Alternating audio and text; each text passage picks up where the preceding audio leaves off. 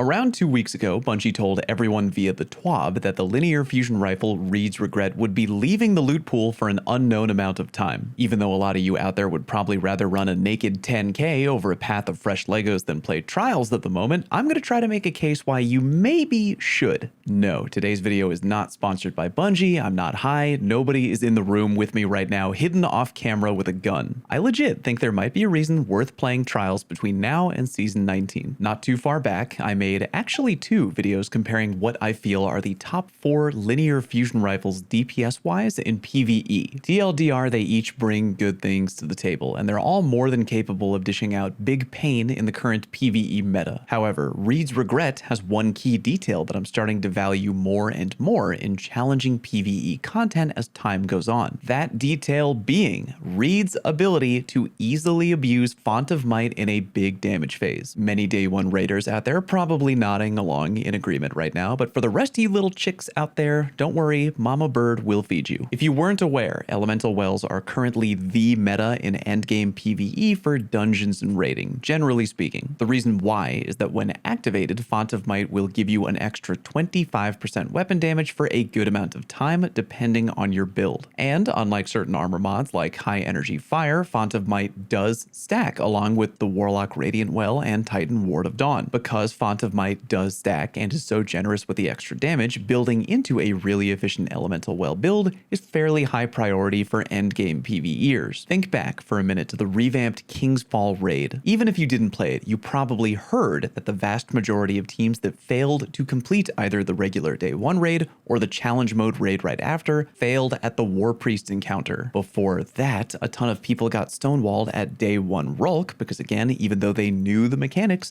they just weren't doing enough damage. So why is it easier for little old Reed to take advantage of Elemental Wells? I got 2 words for you: Supreme Wellmaker. Again, I ain't exactly sharing new information out here, but if you didn't know, the armor mod Supreme Wellmaker is IMO, hands down the easiest way to create Elemental Wells. Maybe not in general, but at the beginning of a big damage phase for sure. Supreme Wellmaker will generate 3 Stasis Elemental Wells for free anytime you pop your super, no matter what subclass you're on. At the beginning of every big damage phase in PvE right now, 99 teams out of 100 are all gonna do the same damn thing. Kick it off by having the friendly neighborhood warlock drop their Radiant Well. If your friendly neighborhood warlock is kind enough to have on Supreme Wellmaker, they've just easily made multiple Elemental Wells that you can take advantage of if you're a Stasis class and if you have a Stasis weapon. Granted, yes, creating Elemental Wells is not wildly difficult to do. If you're using a solar LFR like the Cataclysmic,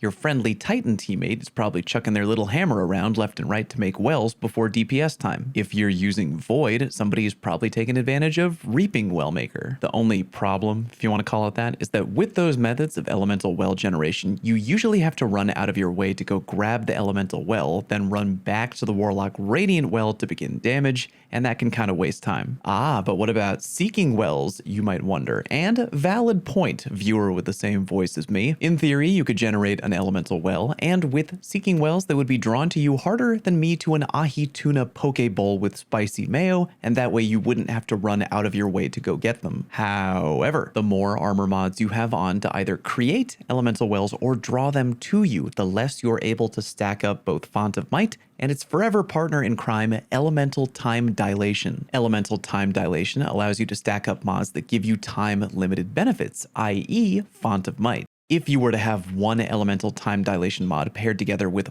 4 Font of Might armor mods, then when activated, Font of Might will last for an unholy 30 seconds. I should probably mention that is the exact same time duration as an entire Radiant Warlock Well. You'd pretty much be getting an extra 25% damage output for the entire damage phase with that combo if timed properly. Okay, now circling all the way back to Reed's Regret. It's a Stasis linear fusion rifle capable of taking advantage of your teammate's Supreme Wellmaker for easy extra damage abuse, and capable of rolling both triple tap and firing line, and equipped with Viced Stinger, the best origin trait currently available to an LFR for endgame PvE. Again, it's going away after Season 18, and we don't really know when it'll ever come back. Kinda wish Bungie had given us maybe more of a heads up on that one, but what are you gonna do? I'm 99-ish% sure that there are only 4 weekends left where we're gonna be able to play Trials in Season 18. Yeah, there's 5 weekends left in the season, but one of those is gonna feature Iron Banner, meaning there will be no Trials that weekend. A few weekends ago, Reed's Regret was the featured Adept loot, and I did manage to grab a new God roll. Same as my old God roll, but that one didn't have Viced Stinger on it, which again really helps you out during DPS. But that was, I'm pretty sure, the first weekend of Season 18 where the Reed's Regret was the featured Adept loot. It would really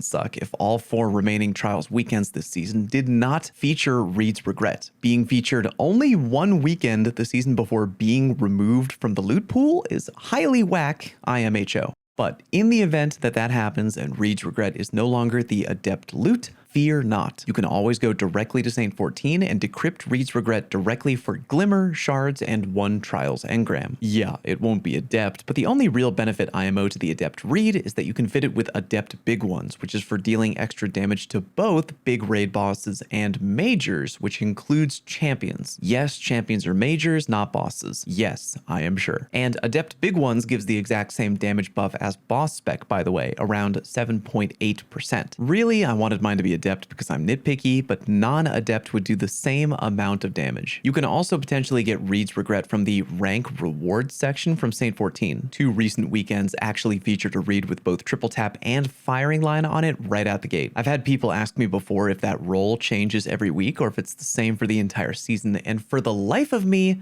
I have no idea. I can't remember. I was out of town last weekend for Halloween, but I'll try to check on that more often to clarify on that question because I've heard conflicting answers. If it is up for grabs on any given weekend, you could, in theory, grind out a lot of trials, win or lose, mind you, and eventually get yourself a Fuego PvE linear god roll with no RNG involved. And yeah, you could always just craft a Typhon 4, which is way less annoying than grinding trials, but IMO, it doesn't pair with elemental wells nearly as perfectly as the Reed, but it's your call. I mean, hell, it's entirely possible that come Season 19, Bungie will just nerf LFRs into the ground for being way overused in raids, and then literally none of this would matter. Who knows? I'd say that if Trials doesn't make you want to hit yourself over the head with heavy mining equipment repeatedly, go for it. You can get a God roll Reed, and you can do so without going flawless. Oh, and one more thing, by the way, if you do manage to go flawless, for the love of God, don't turn in or refresh your card right away. I am repeatedly shocked by the amount of people who don't know this, but if you keep playing on a flawless card, you can get more Adept weapon drops even if your card gets flawed. If it's Friday or Saturday, your flawless card will need to stay flawless, meaning if you lose the Mercy and the card becomes flawed after you've gone to the Lighthouse,